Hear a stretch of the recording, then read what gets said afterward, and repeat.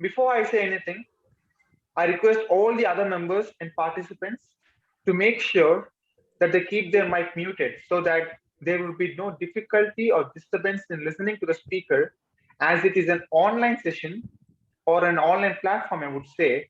We have to ensure that it goes without any problem. So I request everybody to mute themselves so that it would be of better clarity. It's been an absolute pleasure so far to see people from various places, countries even, to join in a single platform in the tough times of COVID. And this is how the nature works, dear brothers. On every occasion of an irregularity that we find in this environment, there is something or the other to compensate. And at a deeper level, this is called as law of retribution. And let me talk about the session and the speakers of the evening. We have got two passionate teachers in the form of speakers for the day. In the first front, let me invite Brother N.C. Krishnaji, who is going to talk about the future of humanity. A little short introduction of Brother N.C. Krishnaji. Brother N.C. Krishnaji, who joined the Theosophical Society when he was 16-year-old, is a professionally qualified chartered accountant. It could be even more precise and comfortable for me to admit that N.C. Krishnaji is a chartered accountant by profession and a theosophist by virtue. Currently, Krishnaji is residing at Hyderabad, and he always says that he owes everything to his maternal grandfather, who, by his example, inspired him to join the Theosophical Society. On a personal level, N.C. Krishnaji is close companion to our family, and his views on various subjects on theosophical background inspired many people around him, and more number to go. He is trying to lead a life based on learning and teaching theosophical principles sincerely in the corners around the country. We are very much delighted to have you on board, sir. So I request Brother N.C. Krishnaji to take this session.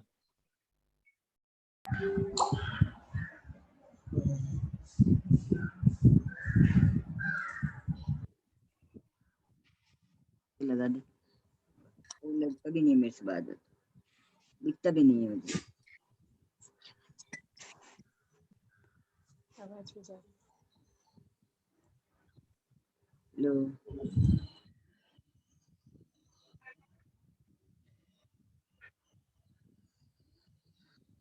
Sir, it's okay. You can speak. Some messages are appearing. It's all right? Yeah, that's okay. You please continue with your talk. That's okay. Okay, thank you so much.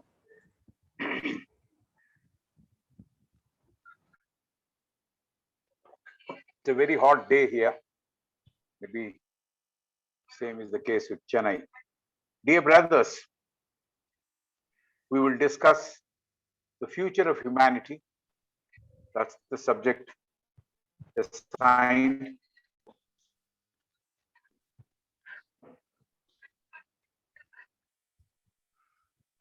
In the word humanity, man is there. Humanity. So man is there. If one is humane, then he is called human. Right? That's the real meaning of being human. So we have the ability, which is innate in us, to show compassion, to show love, benevolence, and kindness. We don't display it, or we don't show it, we hide it. We don't use that ability too well. Humanity means the entire humanity, the whole of mankind, wherever they are living. We shall consider humanity as one, which has no distinctions such as geographical, religious, economic, or any other divisions. If there are more, yes, there are many more divisions which man has created. Then we move on to the physical body. We have the physical body and we have the brain, which is part of the physical body. And scientists and doctors say we don't use the entire brain to its full capacity. So our brain functioning is limited. So we have only, perhaps we are using only a portion of the brain and not the entire capacity of the brain which we have. But even with that sort of limitation, brain still has created all these visible divisions between man and man, between nation and another nation, between one faith and another faith. Moving on, man has this instinct to preserve himself. Man has this instinct to preserve himself and is generally self-protective. This is born out of a fear of extinction. He's afraid that he'll be not there. So he wants to protect himself. So this instinct of preserving himself is there always. Most of the man's pursuits, attitudes, and ambitions are selfish. Most of the man's pursuits, attitudes, and ambitions are all selfish. As a result, the world in which he is living has become ugly. In fact, made ugly by man. The world as we see is no longer safe. It is dangerous, says Krishnaji. The world as we see it now, or perhaps at the time when he was addressing the problems of the world, he said it's no longer safe, it is dangerous. Krishnaji also said that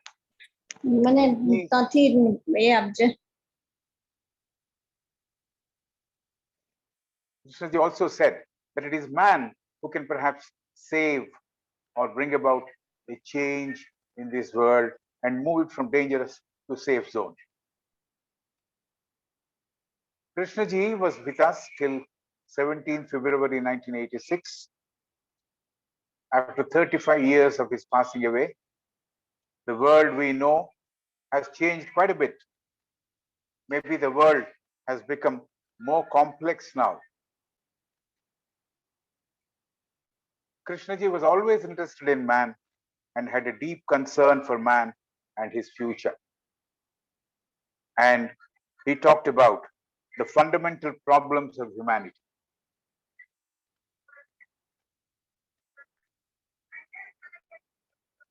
He wanted to educate us how to see, how to listen, how to observe. So he went deep down and touched all our lives from the stage of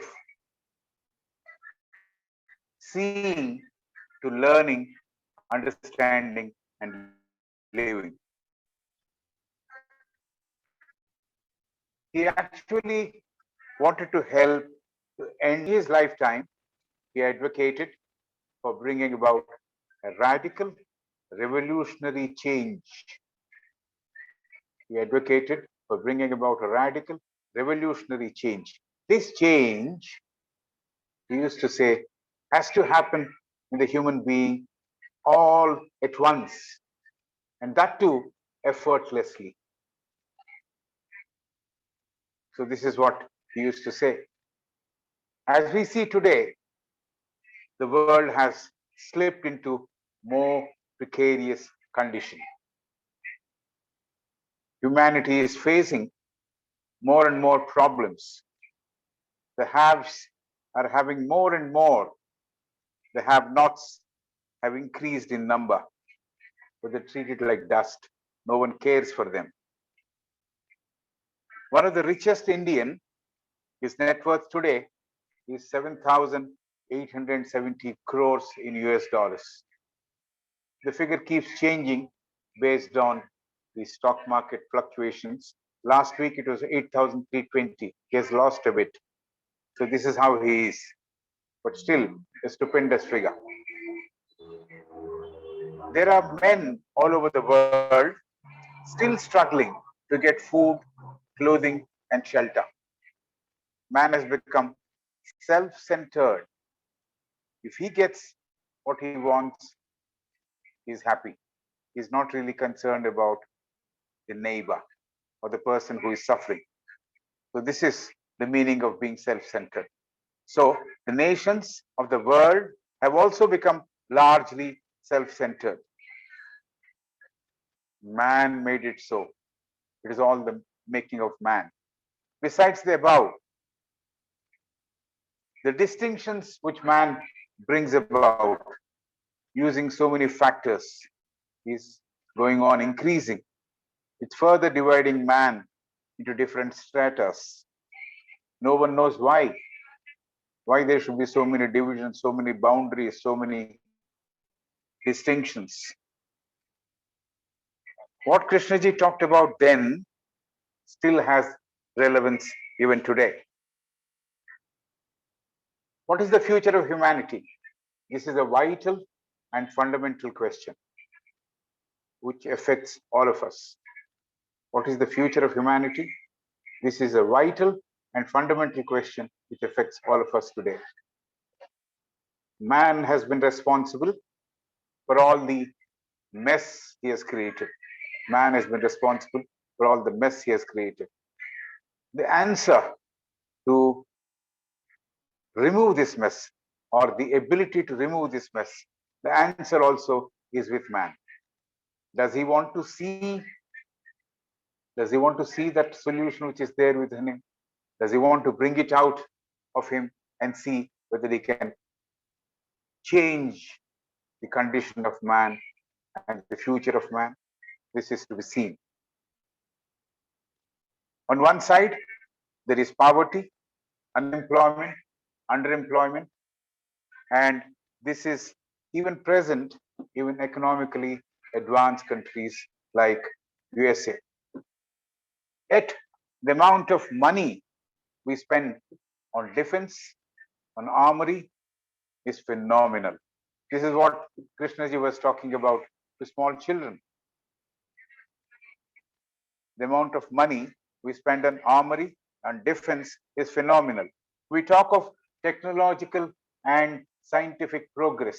Yes, we have made. Krishnaji also talked about landing on the moon. But what he didn't approve was putting the flag there, the flag of the person who landed there. That's perhaps what he didn't like. He said, humanity has done it. Why say, I have done it? So we have, as part of the scientific technological progress, we have an aeroplane to travel, a jet plane to travel in place of a bullock cart or a horse buggy. From using a phone connected to a cable, now we're using a mobile phone.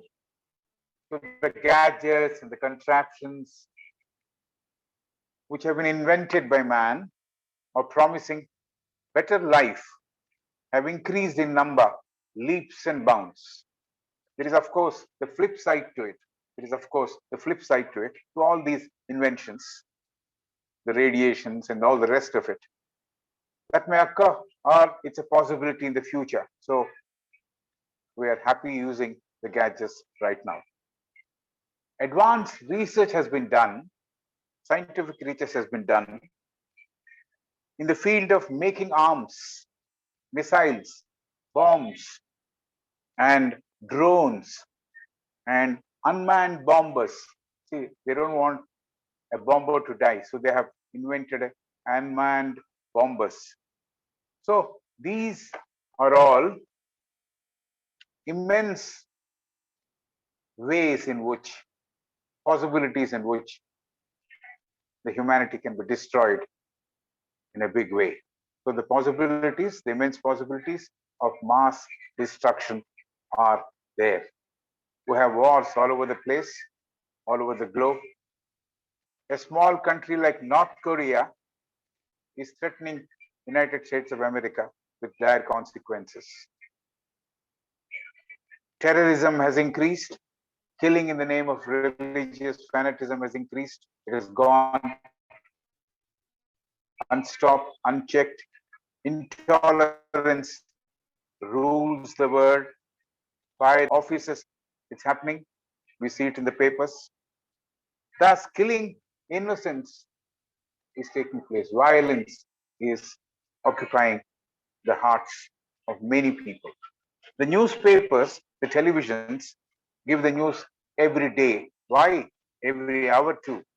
Politics and violence occupies the prime place in news media. In spite of all this, knowing all this, realizing all this, reading about all this, why don't we change? Why we are continuing the same way? It's because man has continued to live as he was used to, without any basic fundamental change. He's simply drifting. Sometimes he's at crossroads, not knowing which way to go, which way to choose. Krishnaji, during his lectures and discussions, always talked about the change, this radical change, which should be brought about, a transformation which should be brought about to solve the problems, the human problems, and help the humanity to lay foundation for a good future. He discussed, JK discussed about man and his methods. The famous repeated quote, "You are the world and the world is you," is ringing in our ears, but it doesn't change us. The problems of man are the problems of humanity. So the solution is get the man right and you'll get the world right. Get the man right, then you will get the world right. This perhaps is the solution. Man has to change basically. So if man changes, that is, the individual changes, it will change humanity. We don't take responsibility to change. We don't take responsibility to change because we lack love. Krishnaji was fully aware of the complexity of the human problems. Krishnaji used to say, we don't see the problems as they are. We don't see the problems as they are. We are happy if a politician promises 1 crore of jobs down the line, the next 5 years. We are complacent. We leave everything to the government to solve the problems. We don't want to take responsibility to solve the problems of humans and better the future of humans. The solution lies, Krishnaji used to say, in the present and not in the postponed future.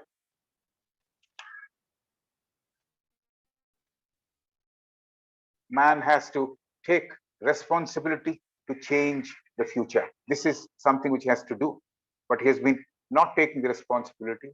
He is transferring the responsibility, blaming the circumstances, and not caring for the future of humanity. The need of the hour is to live in the present, he said. The need of the hour is to live in the present, he said. And that is now. The present is now. Now is eternal. Krishnaji agreed that there is biological evolution. While talking to the scientist David Bohm, he says biological evolution is a fact. From mineral, he moved to man. He says that biological evolution is a fact, but it has taken millions of years to reach that stage, to bring about that biological evolution. Krishnaji says, man knows today, what is today? It is 3rd of April, and man also projects himself into tomorrow, which is 4th of April. This is exactly the problem with man. Today is leading to tomorrow. There is this continuity which he is hoping would bring better times to him. So there is this continuity. So man lives with the hope that tomorrow will be a better day, better tomorrow. So he projects into future what is the present is not important to him. What will be and what should be is of interest to him. This is the whole problem. Krishnaji always talked about chronological time, as we have mentioned on the top, 3rd April and 4th of April. This is chronological time, moving from one day to another day. This moment of time is something which we are all used to. This is chronological. The calendar suggests, even otherwise we know it. In addition to this, Jiddu Krishnamurti was saying there is psychological time. Man, during the course of his time, wants to achieve a goal, wants to learn a new language, wants to drive a car. These are all things which he has kept as goal. Maybe there are better goals than what I have said, but yes, he has got goals. Become better than what he is now. This is his aim. He wants to become better than what he is now. This psychological movement, this psychological evolution which he's aiming at, this psychological growth is related to the psychological time. Precisely, it is connected to the future. The future. Krishnaji moves on and says, there is me, mine, and minus. Minus, I'm not talking about addition and minus. I'm talking about MYNESS. Me, mine, and minus in man. Man is conscious of his ego. Again, we're not using this word ego in the theosophical sense. It is the ordinary sense. The word ego is used here. Man is very conscious of his ego. This me, this minus is a combination of many things. It is perhaps my memory, my experiences I've had, my beliefs, my training, and my condition. Here I would like to pause for a while and say, most of my speakers, most of other learned speakers would have used the same language because we have no other way when we're talking about Krishnaji to use his phraseology. But I would draw a personal note here. Once in the early morning meetings at 7:30, which used to be after the public talk, he once said to all of us that please don't repeat my words, don't quote my words. Try to understand them if you can. I'm not an authority. Try to understand them, live. I was very happy to see a similar poster that was stuck at Bhavali Study Center of the Theosophical Society. And I was told that was done by Sikar Agnihotri, which also says the same thing. Don't quote me, don't interpret me. But we can't stop doing that. We keep quoting, we keep interpreting, and perhaps we think that we are the best interpreters around. Maybe the way we interpret, maybe Krishnaji also did not interpret sometimes. That's the weakness we have for words. And he said, word is not the thing, but we forget all that. Right. This me is a combination of my memory, my experiences, my beliefs, my training, my conditioning, etc. Brought about from the time I was born. Me also means my name, my job, my wealth, my consciousness, etc. So there are so many add-ons to me. Man has to actually transcend this me and bring about a change, bring about an internal transformation. This transformation will give birth to a new mind, a fresh mind, an innocent mind. This is what he used to say. This transformation, which would happen all at once, effortlessly, will give birth to a new mind, a fresh mind, an innocent mind. That mind has the ability to address the problems, understand the problems, and solve the problems. That sort of a mind, which is a new mind, can function in the present, then man realizes now is eternal and future is elusive. Normal sense, we do know transition takes time. But Krishnaji recommends that transition should be immediate, now, and effortless. Thought is just not intellectual, he said. Thought is just not intellectual. Human thought also is a combination of knowledge, gathering information, remembering, retaining that in the brain, all the contents which are consigned to memory, all the rest of it. So even thought is something which is limited, knowledge is limited, and this is what he said. Thought is just not intellectual. It is a combination of so many factors: remembering, retaining, gathering of information, and all that. And what basically we have to understand is human thought is limited. Human thought has progressed in this direction and is going on, adding information we do not know from how long. And David Thoreau, one of the old English writers, says all this added information is useful ignorance. David Thoreau says all this added accumulated information is useful ignorance. Krishnaji says the psyche of man is based on, again, the accumulated knowledge, experiences, and memory. We call it the human consciousness, which can be understood as ordinary, basic, functioning consciousness, not the super consciousness or the consciousness which Madame Anne Besant talked about in her book. When a man wants to become, mark the words become. When he wants to become, he desires, he aspires, and he wants to be something better than what he is now. He wants to be better than what he is now. So, becoming, this psyche is what we are talking about as a consciousness per se. Becoming is something which happens in future and is related to time. I am here at present, I want to be there. There is a movement in space and time. This is perhaps what he meant, psychologically evolving. Man has been conditioned and trained to think in a pattern from the time of his birth. So he is holding on to certain beliefs, dogmas, rituals, which are part of his practiced religion. Man has developed fear as he sees every other person is separate from him. And so this separation brings fear, brings insecurity. Krishnaji always said, when there is division, there is bound to be conflict.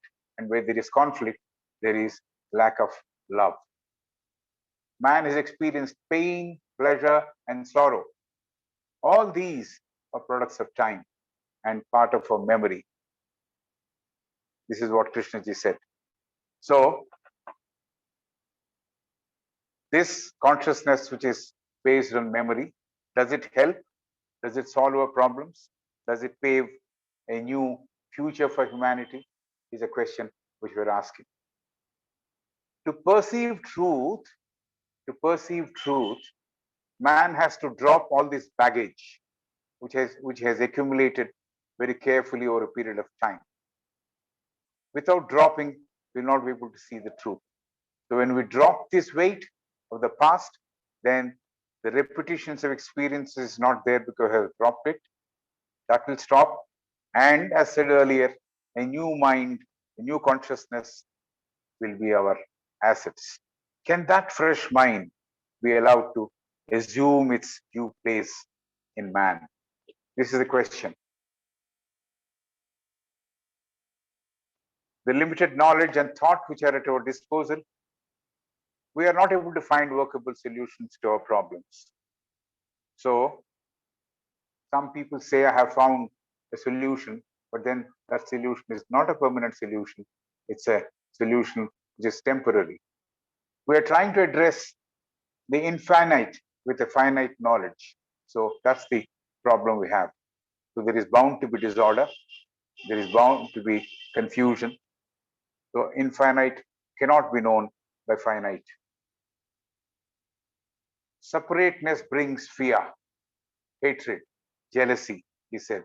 Togetherness promotes love, accommodative spirit, and compassion, is what Krishnaji said. Both hatred, love can't coexist, said Krishnaji. When man is violent, there can be no non-violence. If you are self-centered, arrogant, humility cannot coexist. Knowing this, realizing this, understanding this, can we change to solve the problems of humanity, to pave a better future for humanity?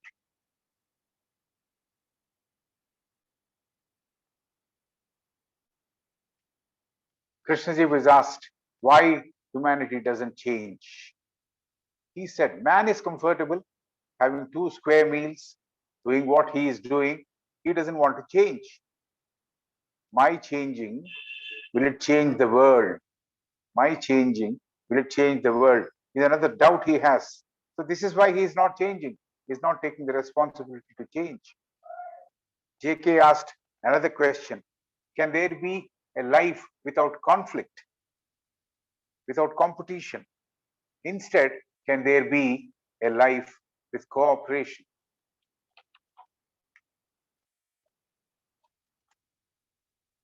To repeat the solution, where is the solution?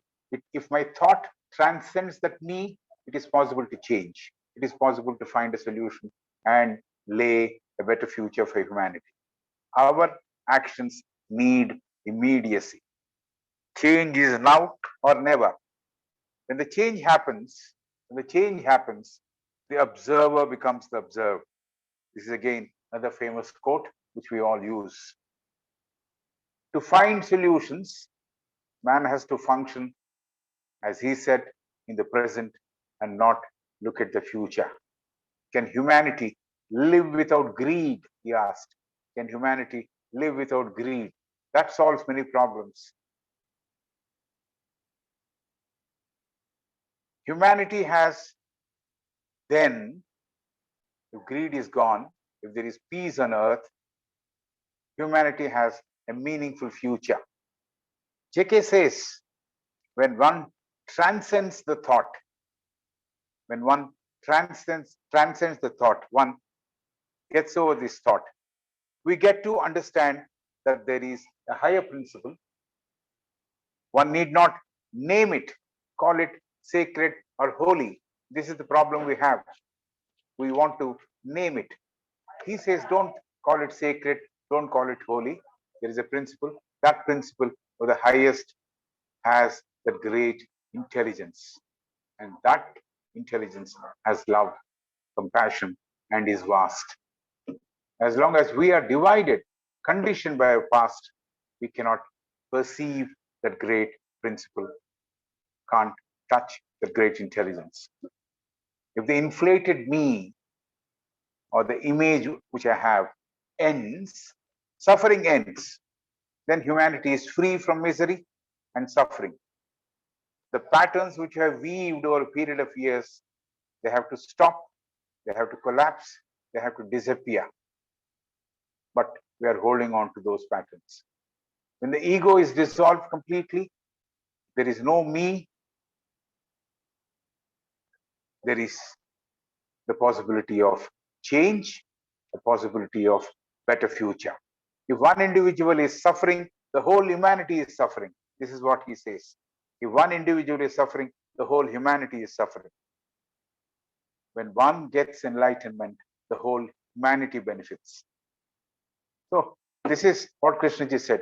When I and the world are inseparable, when I and the world are inseparable, there are no words. It's a deep realization. You are the world and the world is you becomes a fact. It's a meditation. Man should stop destroying nature. Are we working for our survival,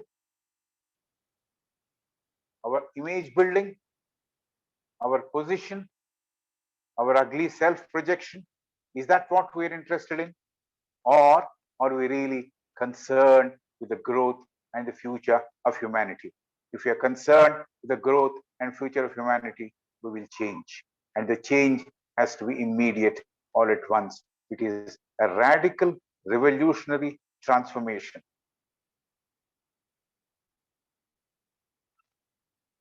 If I eschew, if I remove all that is me, embrace we, which is truth, then we will have a sound, purposeful, meaningful future for humanity.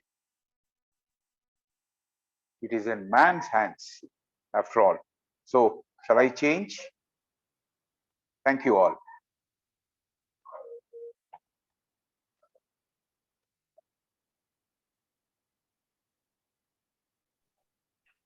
Thank you so much, sir. It's indeed a great session.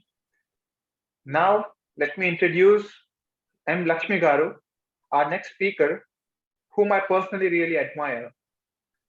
M. Lakshmi Garu was retired as a central school teacher, having the qualification of BSc, MA, BAd. He is a Telugu Federation lecturer since 2000 and serving as the member of Vijayanagaram Lodge. Lakshmi Garu also participates in many theosophical activities to share ideas and thoughts to the people in the best of her ability. I request M. Lakshmi Garu to take the session and continue.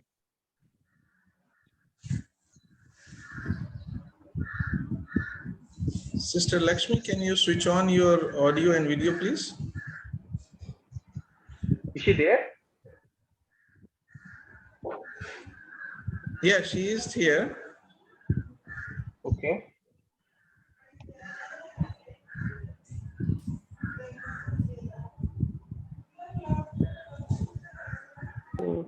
Okay. Maybe someone should call her, I guess. Sister Lakshmi, yeah, you are unmuted now. Can you also start your video? Yes. Yeah.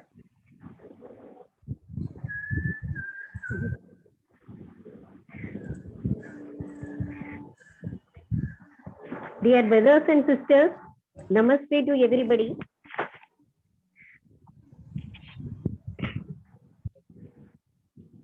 Yes. Everyone in the universe needs love. Love is a tremendous force and a selfless love. Knowingly or unknowingly, everybody is craving for love. And let us see what is this word love. Generally, the word love is mostly misunderstood. It's a loaded word. People are using the word in many ways. I love ice cream. I love rose flower. Like that also people use this word. And here, to understand this word love, we see what is not love, and we also see by exactly this is love we cannot define. We can understand love by the negation only. Love is not attachment. There is no motive in love.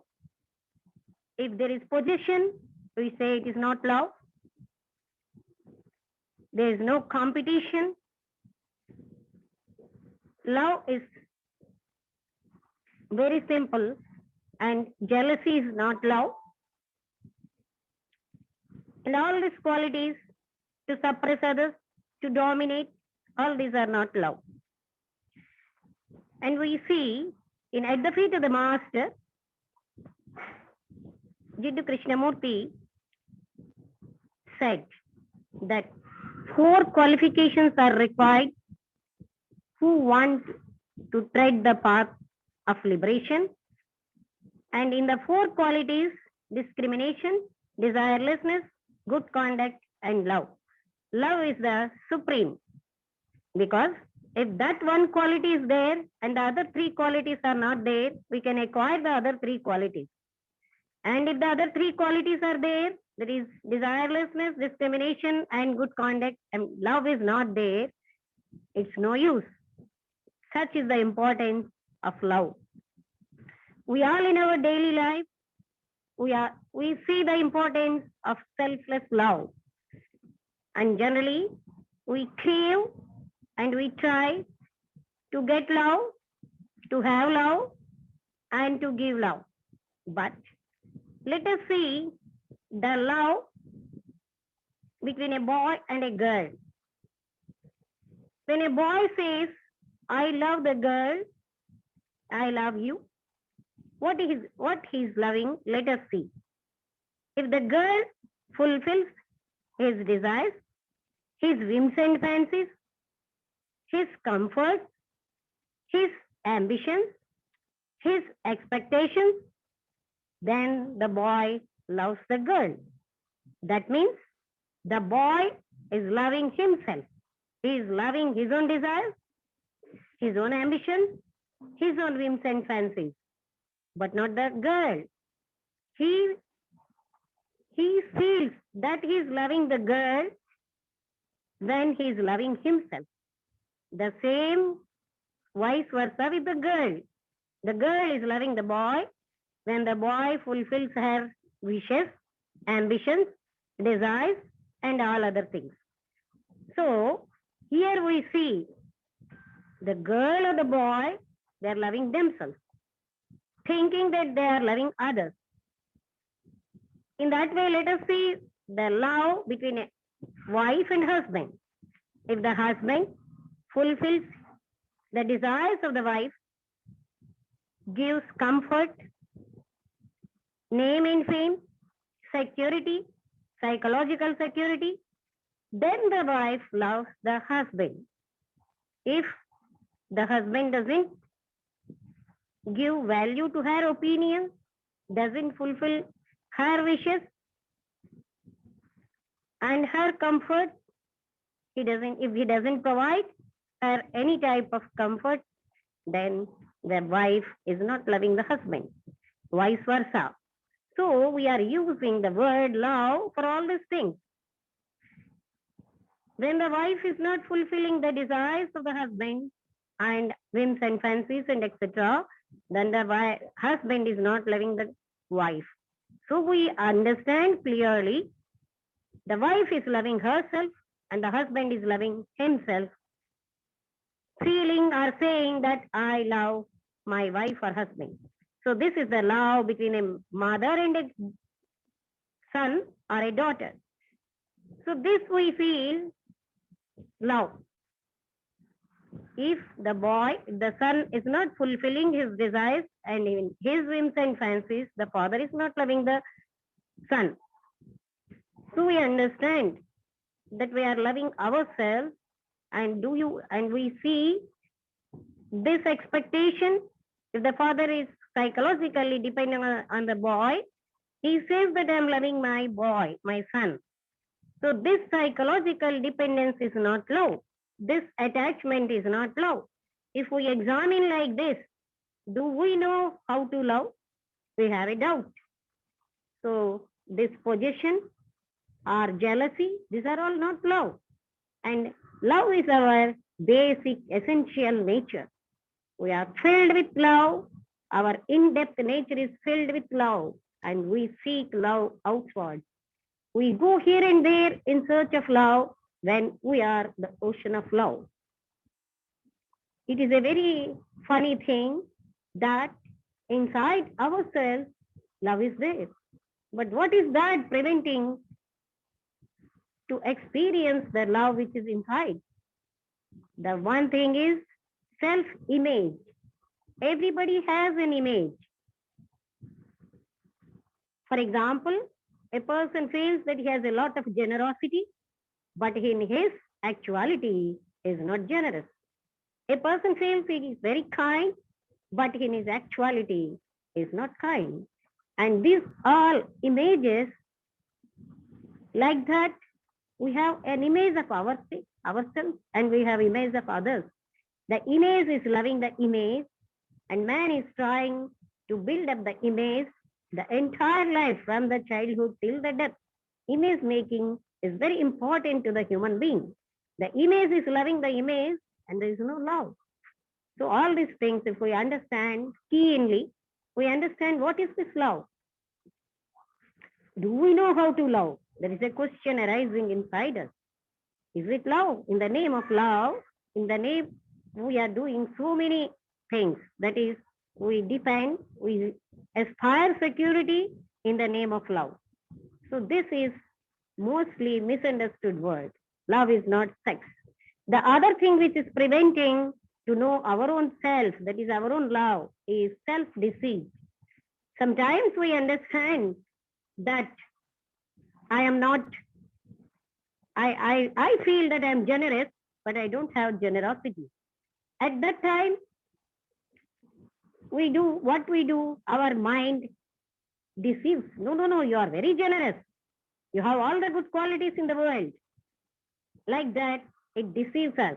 And then this self-deceit is a very big hindrance for our progress. To know ourselves, our own nature, this self-deceit is a very big hindrance. Always, as though a wall, if there is a hole in the wall, immediately we bring bricks and cement to pave it. In such a way, if there is this type of fact comes to our understanding, immediately our self-deceit works very fast and we close it. So in that way, we never try to see the innate nature of our own self. And the third one is self-centered activities. From the morning till the night, what we have been doing, if we question ourselves, our activities are filled with selfishness. All our activities are self-centered activities. Self-centered activities are the result of ignorance. Man is forgetting his own nature, and because of that ignorance, he feels that his physical body is himself. He is limited to this body, and he tries to bring comfort to the physical body, and he has been involved in all these things. So the self-centered activities are making the man narrow and narrow, and he is not able to know his own self. That means he cannot perceive his innate nature. So these are all preventing a man to know what he is. You see, love is a natural state. I am loving a person. It's impossible. Love is not limited to a person or a group of people. It's a flow. It's a natural flow. It's not. It cannot be limited to one person or one country or something. So if we see in At the Feet of the Master, in that book it is written that cruelty and gossip and superstition are preventing a man from love. We know that intentional, unintentional cruelty is there. Knowingly or unknowingly, we are doing so many cruel things. This cruelty is preventing us from love. And we all know that how much harm is caused due to gossip. Gossip is it starts with an evil idea. And we generally do 3 types of harms due to gossip. The person who is not there, we talk about the bad of the person. And when we are discussing the bad of the person, our mind is increasing his bad. For example, if he has 5% of bad, because of our gossip, we are increasing 90%. In this way, we are hindering the evolution. We are acting against the master's plan. And the third thing is the person is spoiling his innate self and his surroundings also. Up to then, he was very pure, nice, but by discussing the bad of others, the inside of us is becoming bad. So like this, we are all becoming loveless. And so these things in our day-to-day life, we have to protect ourselves. And the third one is superstition. And superstitious people never have love. Generally, this superstition is making people loveless. They have a blind idea and they follow that, they respect that, and they never feel that they are hurting anybody or not. So these all things are preventing us. And let us say that if I have, it is a vast nature. I love myself. You see, the body has so many different parts. The hand his right hand is not minding to help the left hand, because like that, it's not minding to help the eyes or the legs. Integratedly, the body system, the blood organs of the body are working. In that way, human beings are not separate. They're separate in their physical body, in their attitudes, in their behavior, but we are all one. Love is the unifying force. It unifies one and all. It unifies the mineral kingdom, plant kingdom, animal kingdom, and the human beings. Such a tremendous force we have inside. And with love, anything is possible in the world. A love life is a dry life. There is no meaning. There is no essence in that life. A person who is filled with love is always creative. A free mind can only love. What do you mean by free mind? Free means going out of the house, away from my people? No. What is a free mind? A mind must be free from its own desires, its own jealousies, its own anger, its own ambition, its own past knowledge, and its own whims and fancies. Such a mind is a free mind. A free mind can only love. A mind which is under compulsion cannot love. A mind which is filled with desires and so many unnecessary feelings and emotions cannot love. Sentiment is not love. Emotion is not love. But these all things we misunderstand. We have to see it's a pure force. It's tremendous force. We know that Angulimala, the person who was killing the human beings, and he was having a garland made of the thumbs of the people whom he killed. And such a man, when Buddha approached Angulimala, because of his love, such a cruel person got transformed. Buddha did not transform him with his speech or with his activities. Only the love inside Buddha transformed such a type of man within few minutes. So that is the power of love.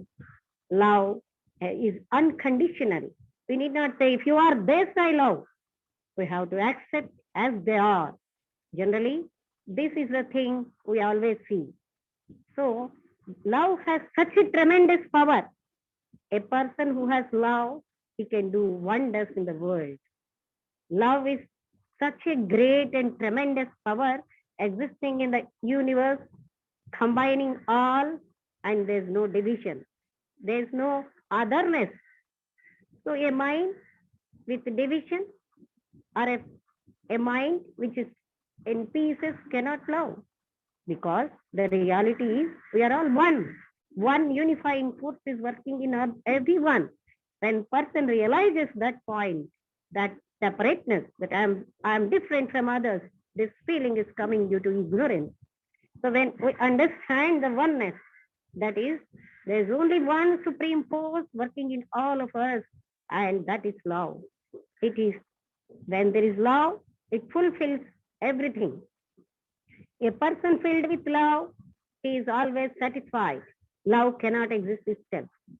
Love has the power of excuse. Love has the power of tolerance.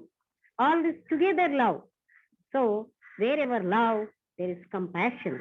There is helping others. Generally, when we help others, we don't feel that we are helping others. We feel that we are helping ourselves, because in everybody I am there. That one consciousness is there. We know that Upanishad sentence, Tena Tyaktena Bhunjitaha. That means in this way, by sacrificing and sacrificing, people rejoice and rejoice. So in sacrifice only, a lot of happiness is there. If we go still deeper, there's no sacrifice, there's no giving and taking. It's only one. So this tremendous force is very, very important in the world in the present condition, because the ignorance is making us divide. I am different from others. I am different from the animals. I am different from the entire world. I am one with everybody. So we have to dissolve all these walls which are made up of ignorance, then there is only one world, that is, nobody is others. Otherness is not there. I am everywhere, and that one consciousness, that's what Madam Blavatsky is also saying, that there is an immutable principle in her first proposition of the secret doctrine. There's one immutable principle, and that is pervading everywhere. To define it is very difficult, because in trying to define, we are dwarfing it. It cannot be understood with the mind. We cannot describe it with words. And she said, even in Brihadaranyaka Upanishad, it is said, Sarvam Khalvidam Brahma.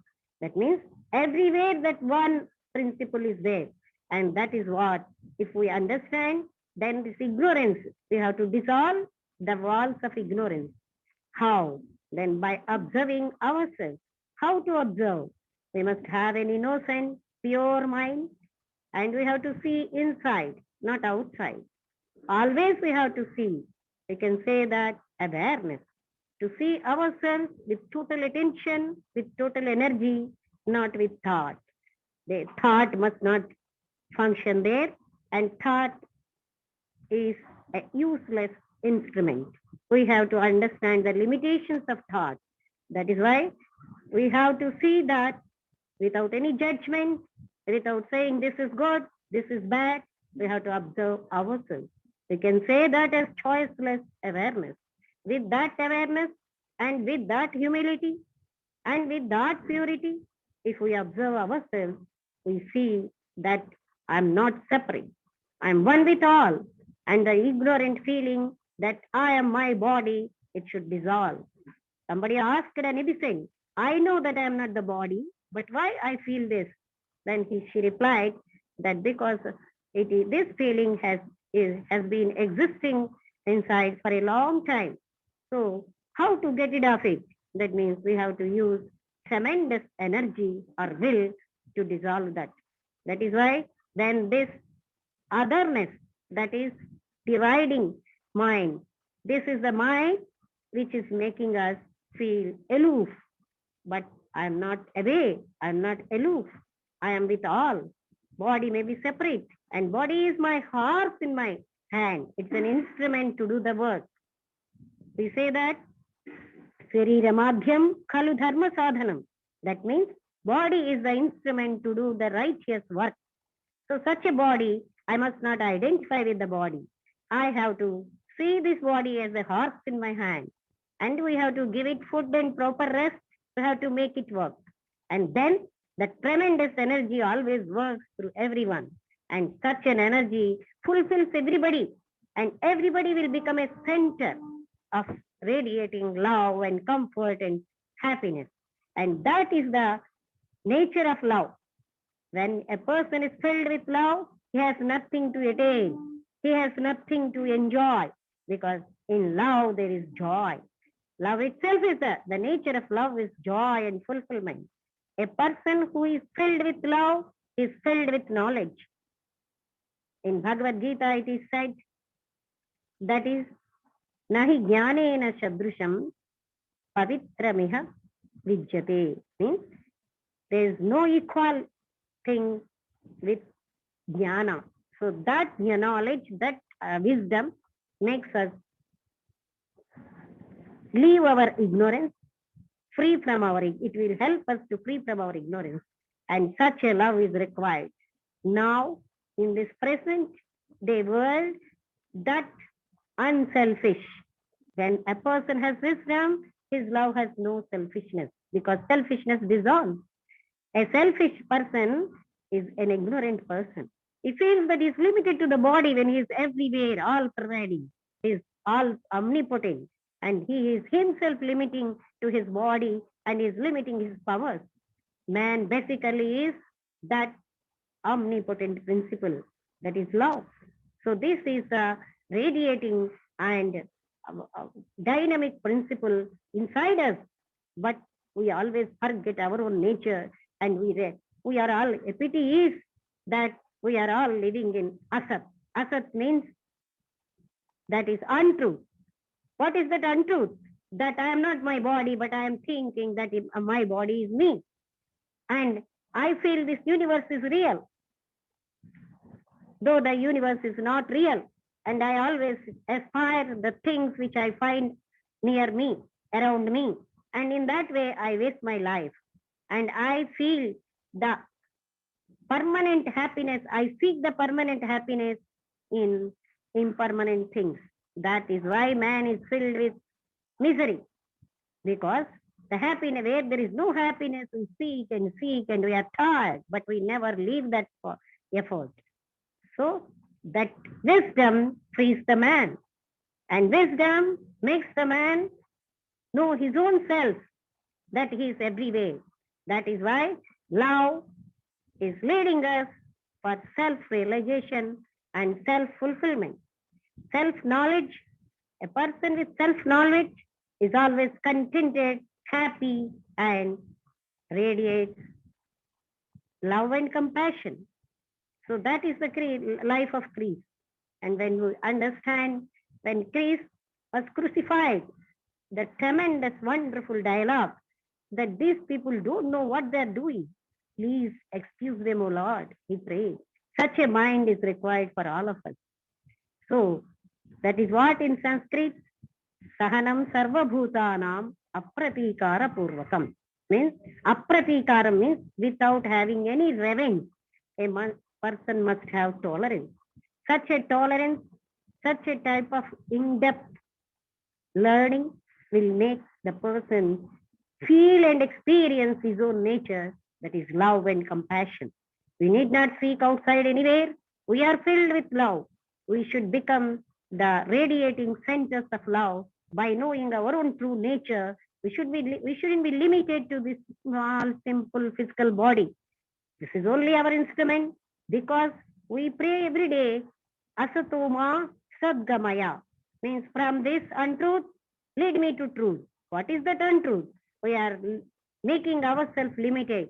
We are feeling the doership. Actually, for example, when we are cooking, we are putting the rice and water on the stove and stove is cooking. But I say I am cooking. So in this way, we are taking the doership in so many ways. Exactly, very attentively, if we observe, we are not doing anything. But the doership and the enjoyership we are taking. These are all preventing us to know our own nature. So a person must have the total awareness, and always the total attention makes a person to live in total awareness. And the essence of all meditation is to have total awareness. And total awareness leads the man towards love, which is the radiating and unifying force in oneself. Such a love is there. We need not bring from anywhere, from any planet, anywhere. It is inside everybody. But only thing is, it is covered and covered. For example, there is a bulb and so many layers are there. What we are trying to do is removing one layer after another layer. The bulb shines there itself. We need not bring that from any other side, other source. Such a thing is love. Inside us, there is love, but we are covering it with ignorance. So layers of ignorance, that is our image, expectations, and what I am not, I feel I. If we question who we feel I, my own past knowledge, my own memories, my own desires, my own ambitions, these all I feel I. So if we observe, the I has no existence at all. It's only an image, imaginary thing. And such a funny thing is, such an imaginary thing we always try to protect. Entire life we are struggling and striving and spending all our energy to build up that I, the image I. Instead of using that energy there, if we channelize that energy to know ourselves, to be our own real nature, we will be dynamic and there will not be any type of hatred. We can accept any person with all the limitations. That is the beauty in nature. Diversity is the beauty of the nature. Accept the diversity and there is the radiating love inside everyone. So what is that preventing me? We have to see. And with total awareness and attention, day to day, second by second, if we have that awareness, we experience the love and we radiate love everywhere. Such a tremendous force is inside us, but the pity is we are not aware of that. And we always seek love here and there. Such a love is inside us more than an ocean. So love is not limited to a person or a particular group. It is a spring light. It is always flowing and flowing, irrespective of anywhere. Then it is asked, then what about the personal things, what we are loving? That Ayamni gave reply that when a big flood is coming, what about the water in the pool? The water will be secure there in the pool. So all the love is one only. So we need not say that they are my people, they are other people. There is no real minus. In the book Tripura Rahasya, Dattatreya say, if these are my people, if we give definition my people relating to the body, they are my people. There are so many worms in the body, they are also my people. So when they die, you have to cry. So there is no real my or I. This is my house, what I feel, there is no I. Really, this is all a false conception which we are nurturing day after day. So there is no my, there is no my thing, my people. These all things, if we understand with wisdom, we understand there will be equality. Samatvam yoga uchyate. That means equal vision will get. Nobody is the other. There are no people who are not belonging to me. Everybody is mine. And the expansion of the consciousness will increase. And that is love. Love is the omnipotent force and the unifying force in the entire universe. And even the law of reincarnation also will be affected. A person who has love, he will not do that agami karma, that is the future karma, he will not do, because he is always filled with love, and then he radiates love. He understands that there's nothing for him to get or to give. He is love. He becomes love.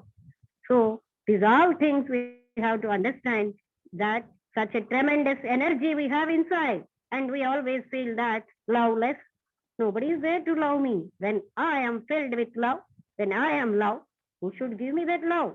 When I am filled with all type of satisfaction, what should I get? In this entire universe, there's nothing to obtain to me. No money is helpful to get that, to fulfill me with love. Money is not required. Even any effort is not required. Only effort is we have to remove all our shackles, all our hindrances, one after another, with choiceless awareness. Awareness should become a part of our life. All minute to minute awareness, second to second awareness will help us what we are. What is that? For example, there is a spot on my face, immediately I rub the spot. When I understand there is something wrong in the mind, immediately by seeing it with total attention, that will go. When I observe there is misery, there is jealousy inside me, by total observation, that will dissolve. So with this, all the things are inside us. We are omnipotent, omniscient also, and but pity is we always feel that we are limited. I am, for example, I'm an officer. There in the office, I'm an officer. That is the part I have to play, but I am not limited to one post or one body or one place. I am omnipotent. That is the real nature. When a person lives in his real nature, there is no sorrow. There is abundance of happiness, and he radiates love, compassion, and happiness everywhere. I think time is finished, and with this I conclude. And I expect that everybody should become a center of radiating force of love, compassion, and happiness. Thank you all.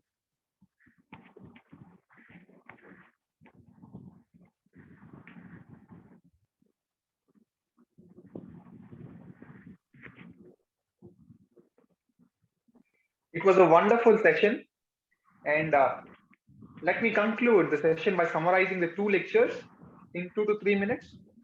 It's tough to summarize subjects like these, but nevertheless, these are my takeaways from the two talks. So I request others to keep the mics off so that it would be audible for everybody.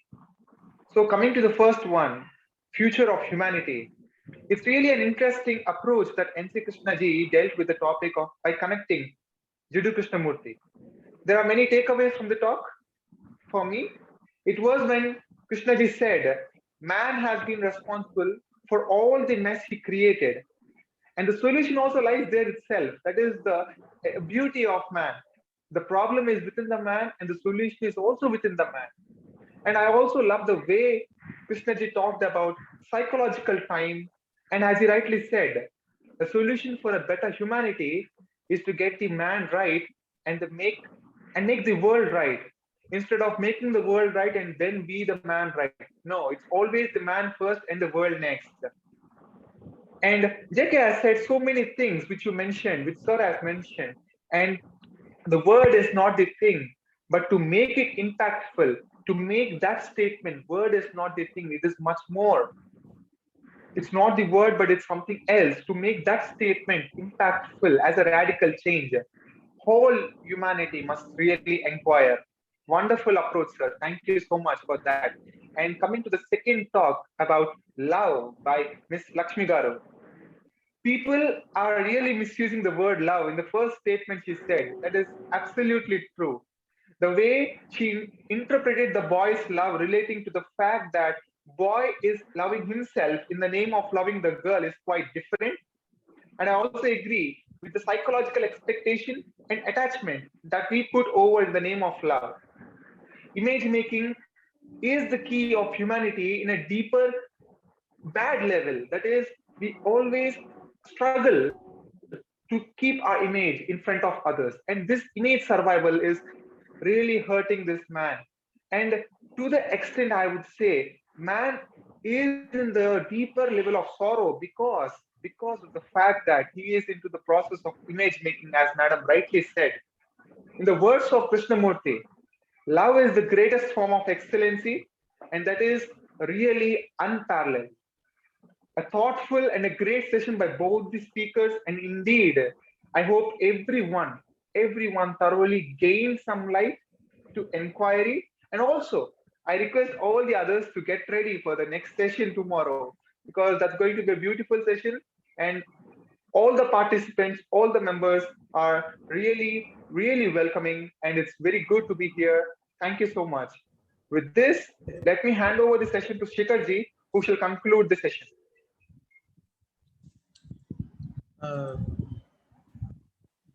Thank you, brother Sri Harsha, and Thank you so much, really brother. nice talks. And we are getting the feedbacks from all the participants, how nice and inspiring talks both of them were. Just some information that tomorrow's program will start at 10 a.m. Indian time instead of 9 o'clock. So as you can see, the program for Sunday, 4th April, it will start at 10 a.m. and tomorrow we have speakers, Dr. L. Nagesh, Brother R.V. Vastras, Brother Sairam Bate, and also Brother Sri Harsha and Brother S. Harihar Raghavan Ji, and in the end, the vote of thanks. So just a reminder that tomorrow's event will start at 10 a.m.